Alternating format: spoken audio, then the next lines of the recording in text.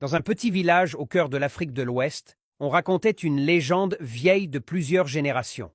Non loin de là se trouvait une forêt dense que les anciens appelaient la forêt du silence. Personne n'y allait, même pas les chasseurs les plus courageux. On disait que ceux qui entraient n'en revenaient jamais, ou revenaient changés. Un soir, une jeune fille du village, Amina, remarqua que son petit frère, Issa, n'était pas rentré. Elle demanda à ses voisins, chercha dans chaque recoin, mais personne ne l'avait vu. Au lever du jour, des empreintes d'enfants menaient droit vers la forêt interdite. Malgré les avertissements des anciens, Amina prit une lampe à huile et s'aventura dans la forêt. Dès qu'elle passa sous les grands arbres, tout devint étrange.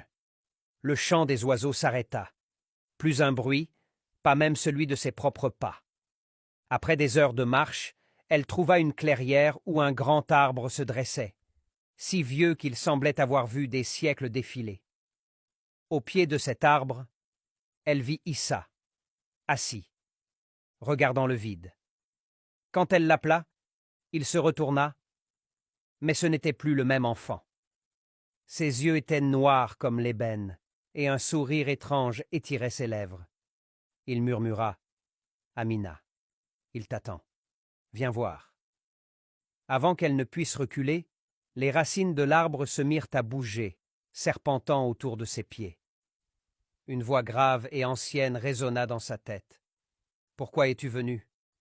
Ce qui entre ici m'appartient. » Amina comprit qu'elle n'aurait jamais dû franchir cette limite, mais avec courage elle répondit « Je suis venue chercher mon frère.